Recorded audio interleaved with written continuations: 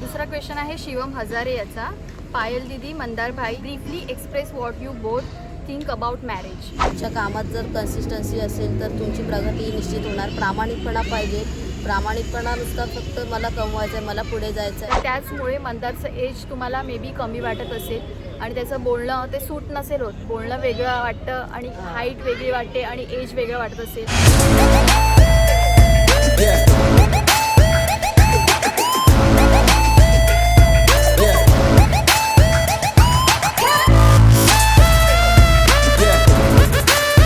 नमस्कार मित्रांनो, थांबशील जरा. नमस्कार मित्रांनो, स्वागत आहे तुमचं आपल्या चॅनलमध्ये. आणि मी मंदार आंबोकर घेऊन आलो तुमच्यासाठी एक मोस्ट अवेटेड ब्लॉग. सो हा ब्लॉग आपला बनणार आहे Q&Aचा, जो की एकदम बोलतात ना, म्हणजे भाई आपले फॅमिली मेंबर आहेत, म्हणजे इन्स्टाचे असू दे, यूट्यूबचे असू दे, त्यांनी एवढं प्रेम दाखवलेलं आहे माझ्या वयावरती.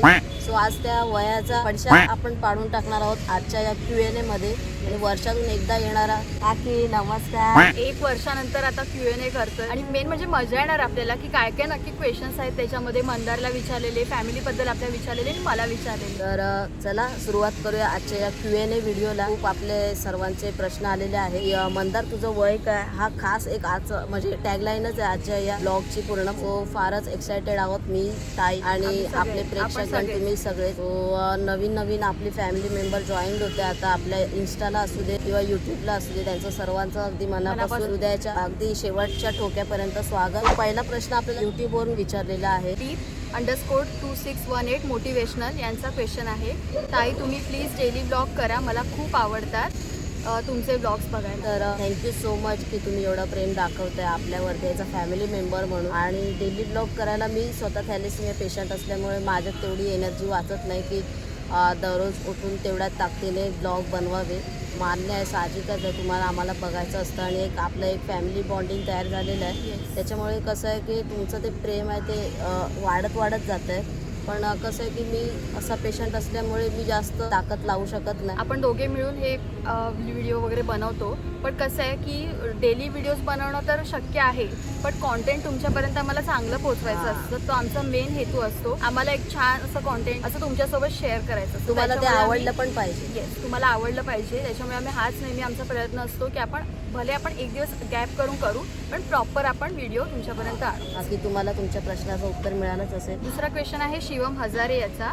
पायल दीदी, मंदार भाई, briefly express what you both think about marriage. तर मॅरेजबद्दल आता बोलतात ना, जोडिया तो ऊपर से बन के आती है. आणि लव्ह मॅरेज आणि अरेंज मॅरेज अशा 2 पद्धती असतात आपल्या लग्न पद्धतीमध्ये. तर लव्ह मॅरेज होतं त्यांचं पण छान असतं, अरेंज मॅरेज होतं त्यांचं पण छान असतं. प्रश्न हा आहे की आपण दोन्ही साईडनी दोन्ही व्यक्ती म्हणजे मुलगा असू दे आणि मुलगी असू दे, ते 2 व्यक्ती कसे आहेत, त्यांचा स्वभाव कसा आहे, त्यांची मॅच्युरिटी लेवल, त्यांची अंडरस्टँडिंग, त्यांची कम्पॅटेबिलिटी किती आहे, या सगळ्या गोष्टी खूप जास्त मॅटर करतात. आणि सांगायचा मुद्दा हा आहे की मुलं मुली तर असतातच, त्याच्यासोबतच फॅमिली इन्क्लुडिंग असते त्याच्यामध्ये. आणि फॅमिली किती सपोर्टिव्ह आहे याच्यामध्ये, तो पण एक महत्त्वाचा प्रश्न आहे. कधी कधी काय होतं, आता याच्यावर मी भरपूर सर्व बोलू शकते. तर आपण असं बघतो की कधी कधी मुलगा मुलगी राजी असतात पण फॅमिली राजी नसते, अशा गोष्टी होतात. मला जेवढं वाटतं तेवढं मी तुमच्यासोबत शेअर करते. तसा प्रश्न आला. अंडरस्टँडिंग इम्पॉर्टंट आहे दोघांमध्ये. परत तेवढंच प्रेम पण असलं पाहिजे दोघी व्यक्तींमध्ये. असं नको की जबरदस्तीने आपण लग्न करतोय, कोणतं बंधन नको आहे, कोणत्या अटी नको आहेत. त्याच्यामध्ये दोघं पण तितक्याच मॅच्युरिटी लेवलने ती स्टेप बाय स्टेप पुढे घेऊन जाणारे असले पाहिजे. बऱ्याचदा होतं की मुलीकडून सगळ्या गोष्टी प्लस असतात आणि मुलाकडून मायनस असतात. मुलगा आणि मुलगी दोघांनी मिळून त्या गोष्टी स्टेप बाय स्टेप पुढे नेल्या तर त्याचा पुढे जाऊन फॅमिलीला पण जास्त त्रास होत नाही. म्हणजे दोघं जर हँडल करणारे एकदम उत्तम असले ना की मग दोन्ही फॅमिलीज आरामात मला वाटते एक्सेप्ट करू शकतात अशा गोष्टी. बट तेच आहे की जेव्हा कधी होईल काय होईल ते आपल्या हातात नाही आहे, बट होईल ते मात्र छान होईल. स्वतःवर ट्रस्ट ठेवायचं आणि त्या प्रोसेसवर ट्रस्ट ठेवायचं. Just go with the flow असं पण बोलू शकतो. सो येस, तुला काय वाटतं त्याच्याबद्दल? आता मी काय बोलू, आता जे ताई बोलली ते म्हणजे बरोबरच आहे. आता याच्यात मी काय वेगळं सांगणं, मी काय कोणता मोठा गुरु नाही आहे, गुरु नाही. पण आधी लगीन कोंडाण्याचं, मग प्रश्नाचं उत्तर तुम्हाला भेटलंच असेल. संगीताजींनी प्रश्न विचारला आपल्याला. नमस्कार मंदार दादा आणि फॅमिली आणि ऑल फॅमिली, तुला डेली काय इन्स्पायर करतं व्लॉगिंगसाठी? इन टू द ब्रॅकेट जाणून घ्यायला आवडेल, ब्रॅकेट कंप्लीट. त्याच्यानंतर एकचा आपण हा आन्सर करूया. एकचा आपण आन्सर देऊया. तुला बरोबर काय आहे. इन्स्पायर करतं की डेली ब्लॉगिंग करण्यासाठी? मला माझ्या फॅमिलीला हेल्प करायची आहे माझं सगळ्यात मोटिवेशन आहे. आणि मी माझ्या मम्मीकडे बघता तिने आजपर्यंत जेवढे कष्ट घेतलेले आहे इव्हन संसार वर आणण्यासाठी किंवा संसाराचा गाडा आपण बोलू शकतो तो पुढे ढकलण्यासाठी जी तिने एकटीने ताकद लावलेली आहे. पप्पा माझे 2006 साली ऑफ झाले, 2006लाच आम्हाला सोडून गेले. त्याच्यानंतर 6 ते आता 24पर्यंत हा काळ खूप मोठा आहे. 18-20 वर्षाचा काळ आहे हा. तेव्हापासून एकट्या लेडीने एवढं हिंमत लढून एवढं पुढे आणणं, ते पण एका थॅलेसिमिया पेशंटला. थॅलेसिमिया पेशंट म्हणजे खूप मोठी जबाबदारी असते एका कुटुंबावरती. आणि ती एकाची नसते, त्याच्यासोबत मग त्याचे फॅमिली मेंबर जेवढे पण Family भाऊ बहीण असतील, आई वडील असतील, ते अख्खे एका पेशंटच्या मागे असतात.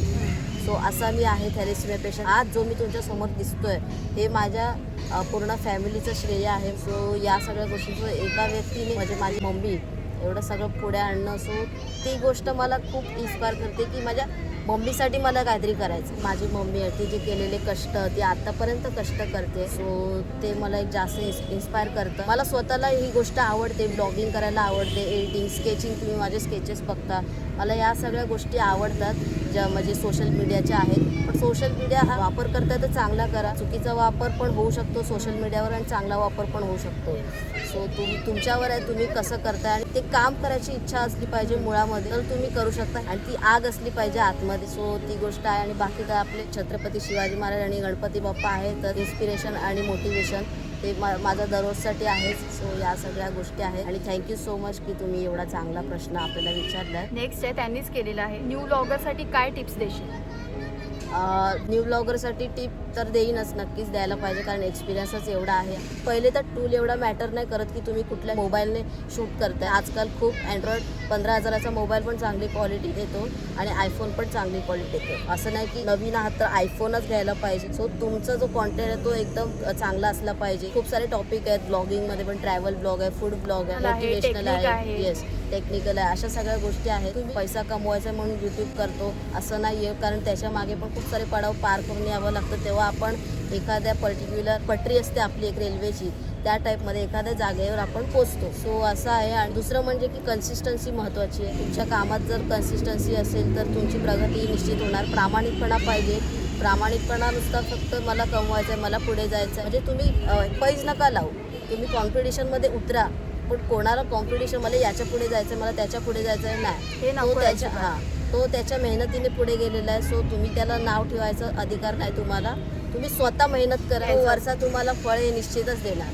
तुमच्या वाट्याला आहे तेवढं तुम्हाला मिळणारच. हे नाही कधी समजायचं की मला एवढं द्या, एवढं पाहिजे, अजिबात नाही. ते तुमच्या इथे लिहिलेलं असतं ना, ते कोणीच नेऊ शकत नाही. ते तुम्हाला भेटणारच. पण तो देव पण वाट बघत असतो की तुम्ही किती मेहनत करताय, तुम्ही तुमचं किती 100% देताय.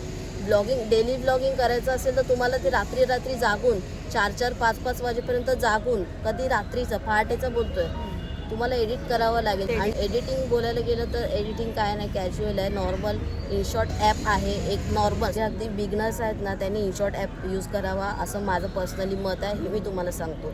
मी बिगनर नाही आहे, पण मला प्रो लेवलची पण एडिटिंग येत नाही. सो मला करायची पण नाही प्रो लेवलची, कारण माझा विषयच तो नाही. माझा फॅमिली ब्लॉग हा विषय आहे, त्याच्यामुळे मी इनशॉट ॲपच यूज करतो. सो तुम्ही पण तोच यूज करा, इनशॉट ॲप. कन्सिस्टन्सी महत्त्वाची आहे आणि प्रामाणिकपणा हा ठेवा. प्रामाणिकपणा हा तुम्हाला खूप पुढे घेऊन जाईल. ॲटिट्यूड ठेवाल तर तो अजिबात पुढे घेऊन जाणार नाही. सगळे बघणारे आहेत ते आपलेच आहेत असं समजून तुम्ही त्यांच्याजवळ बोला, तर लोक तुम्हाला पसंत करतील. आणि एकदा तुम्हाला पसंत करायला लागले ना की तुमची ती फॅमिली बनून जाईल. आणि ही गोष्ट आपल्याला कोणीच शिकू शकत नाही की ब्लॉगिंग ही गोष्ट आपल्याला कोणीच शिकू शकत नाही. स्टँड घेणं, उचलणं, कॅमेरा, बोलणं हे तुम्ही तुमच्या वेळेनुसार तुम्ही त्याच्यामध्ये परिपक्व होत जाता. वेळेनुसार तुम्ही त्याच्यामध्ये टाईम घेऊन स्वतः ते तुम्हाला नॉलेज येत जातं. किंवा व्लॉगिंग करणं, व्लॉगिंग कशी करायची, काय करायची, या तुम्हाला यूट्यूबमध्ये बरेच व्हिडिओ आहेत. पण तुम्ही जोपर्यंत स्वतः करत नाही, कॅमेरा उचलत नाही, तोपर्यंत तुम्हाला अनुभव येत नाहीत, एक्सपिरियन्स स्वतः घेत नाही, तोपर्यंत ही व्लॉगिंग गोष्ट तुम्हाला येणार नाही. आणि आज मी माझे स्वतःचे व्हिडिओ बघतो, जुने व्हिडिओ म्हणजे 2 वर्ष आधीचे व्हिडिओ बघतो ना, तेव्हा मला स्वतःला वाटतं मंदार तू कसा बोलायचा किंवा एकदम बालिश टाईप. आता पण मी बालिशच आहे. कोणाला वाटत असेल अरे लहान आहे तर ते तुम्हाला लकला, असं नाही आहे. हा बालिशपणा प्रत्येकामध्ये असावा तरच तो माणूस डाऊन टू अर्थ राहतो. जर तुम्ही स्वतःला मोठे समजलात मी काय करतोय तर तुम्ही नाही होऊ शकत, प्रगती नाही होऊ शकत. जेवढं तेवढं येतं ना तुम्हाला समजायचं मला काहीच येत नाही. बरोबर, आपण प्रत्येक दिवशी तर काही ना तर काही मग तुम्ही पुढे जाल. शिकत असतो. ही शिकवण मला समर्थांनी दिलेली आहे. बैठकीला आपण जातो, सो माझी मम्मी पण तशीच आहे. कर्म आणि प्रामाणिकपणा ह्या 2 गोष्टी जर तुमच्याकडे असतील ना, तुम्हाला पुढे जाण्यापासून कोण रोखू नाही शकत. ओके, आता त्यांचंच एक नेक्स्ट आहे. त्यांनी मला वाटतं 3-4 प्रश्न सलग विचारले संगीताजींनी. अँड हेड्स ऑफ की तू एक थॅलेसिमिया मेजर असून तुझा पॅशन आणि आवड जपतोयस आणि आम्हालाही एंटरटेन करतोयस. कीप इट अप दादा. मलाही तुझ्याकडून आणि तुझ्या व्लॉग्समधून इन्स्पिरेशन मिळतं आहे आणि तुमचे पॉझिटिव्ह वाईब्स बघून आम्हालाही पॉझिटिव्ह फील होतं. Thanks for this. Thank you so much. Thank you आता सो मच. थॅलेसिमिया पेशंट बघायला गेलं तर खूप आहेत आणि त्यांच्या ॲक्टिव्हनेसप्रमाणे जो तो काम करत असतो. पण मी जरा जास्तच एक्स्ट्रा ऑर्डिनरी. माझ्यामध्ये ब्लड चढवल्या गेलं ना की मी 15 ते 20 दिवस नुसता पळतो, नुसता म्हणजे 20 दिवस एनर्जीच एनर्जी. आणि हे माहिती नाही का, पण मला काम करायला खूप आवडतं. माझी स्केचेसची ऑर्डर जरी आली ना तरी मी माझं 100% देतो. मला एक असतं माझ्या मनामध्ये की माझा क्लायंट मला पैसे देतोय ना, पैसे कमवणे साधी गोष्ट नाही आहे. सो मी पण 8 तास काम केलं फक्त 50 रुपयासाठी. सो तेव्हा मला खरं कळलेलं की पैसा किती महत्त्वाचा असतो. सो या उद्देशाने जरी स्केचची ऑर्डर आली तरी मी तो विचार करतो की अरे ह्याने एवढे पैसे मला दिलेत, पण त्या पैशाची कदर आपण ठेवून चांगलं काम करून दिलं पाहिजे जेणेकरून तो खुश होईल त्याला बघून. बरोबर. सो असा एक माझा मोटिव्ह असतो त्याच्या मागे. आणि मेन म्हणजे मंदारानं सकाळी पहाटे 5-5 वाजेपर्यंत जागतो स्केच काढण्यासाठी. लॅम्प लावतो, आम्ही झोपतो एक साईडला, पण मंदार त्याचं काम करत असतो. पैशाकडे बघत नाही. त्याचं हेच असतं की माझ्या क्लायंटला, मला जे आपले फॉलोवर असतील, सबस्क्रायबर असतील, त्यांच्यापैकीच कोण ना कोण आपल्याला स्केचच्या ऑर्डर्स देत असतं. तर माझं 100% परफॉर्मन्स मी कसा करेन तर ते त्याच्या स्केचमधून दिसून पण येतं की ते रिअल जे वर्क असतं ना, त्याची मेहनत त्या स्केचमधून दिसून येते आणि ते आम्हाला जाणवतं सुद्धा. आणि एकदम प्रॉपर लेवल. मंदार शिकलेला नाही आहे स्केच, मेन म्हणजे हे तुम्हाला माहिती ते पण आहेत आपले प्रश्न घेऊ प्रश्न आपण आहेत पुढे. ना. सो त्याचं काम एकदम हे असतं, स्ट्रेट फॉरवर्ड म्हणतो ना आपण, एकदम छान असतं. म्हणजे तेच तुम्ही समजलात ही गोष्ट की मी थॅलेसिमिया आहे, मी एवढं करतोय, तुम्हाला माझ्याकडून एक इन्स्पिरेशन मिळतं आहे, ही मोठी गोष्ट आहे. कुठे ना कुठेतरी तुम्ही पण त्या गोष्टीला घेऊन पुढे जाऊ शकता. So thank you so much. Thank you so much तुमच्या या प्रश्नासाठी. खूप छान प्रश्न होते. पुढचा प्रश्न आपण घेऊया. छाया कदम यांचा प्रश्न आहे. जय सद्गुरू. जय सद्गुरू. दादा तू बैठकीला जातो का? जातो तर कुठे जातोस? हॅशटॅग बांधील की वन साईड. लव फ्रॉम श्रीमंत family and love from God like sports. बैठकीला भाईंदरमध्ये जातो आपण, कारण राहतोच आपण मीरा रोडमध्ये. सो भाईंदरला बैठकीला जातो. भाईंदर रायगावमध्ये बैठक आहे, मोठा हॉल आहे, तिकडे आपण जातो. Thank you so much. आणि बांधिलकी श्रीमान फॅमिली ॲज ऑलवेज. बांधिलकी आपल्याला, बांधिलकी म्हणजे आपल्याला सर्वांना घेऊन पुढे जायचं आहे. दॅट्स कॉल बांधिलकी. भविष्याचा प्रश्न आहे की दादा तू स्केच काढायला कसं शिकलास? जास्त काही मोठी गोष्ट नाही याच्यामध्ये. मी म्हटलं ना की तुमच्यामध्ये त्या गोष्टी असल्या पाहिजेत. आता स्केच तर हा माझ्यामध्ये मुळात गोष्टच नव्हती स्केच म्हणजे.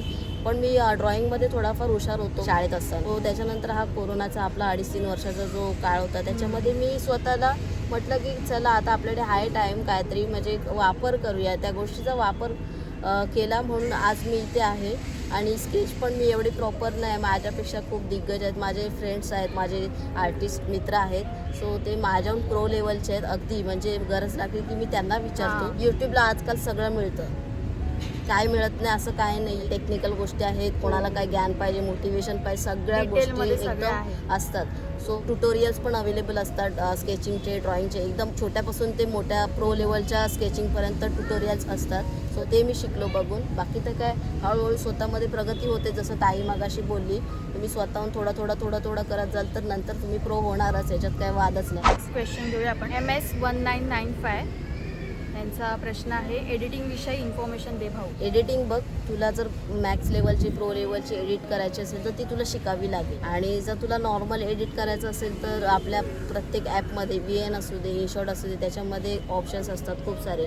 सो ते तुला कुठे कुठे ॲड करायचे, कुठल्या पार्ट्सला, हे तुला हळूहळू समजणार जसं तू एडिट करणार. सुरुवातीला तू कुठेही काही करशील ॲटमॅट गॉड, पण त्याच्यानंतर तुला प्रॉपर लेवलने हळूहळू समजेल जसं जसं तू व्हिडिओज बनवत जाशील. पण ते तुला हळूहळू कळेल. सध्या तू बिगनर असेल तर इनशॉट ॲप यूज कर, तो तुझ्यासाठी बेस्ट राहील. बिकॉज मी पण तोच यूज करतो. But InShot app is the best app for editing. So आता आपण वळतो इंस्टाग्रामची जी माझी पब्लिक आहे. सो त्यांनी खूप सारे क्वेश्चन्स विचारलेले आहेत, सो ते घेऊया. एडिटिंगचं तर आपण सेम सांगितलं तेच आहे. त्याच्यानंतर रिपीट क्वेश्चन असतील ना ते आपण नाही घेणार, सेम एकसारखेच असतील तर हां, आपण मग पुढे ते तुम्ही पुढे समजून बघूया. घ्या. ओके. दक्ष पाटील यांनी प्रश्न विचारलाय. तुझे पप्पांचं काय झालं होतं नेमकं? हॅशटॅग बांधून.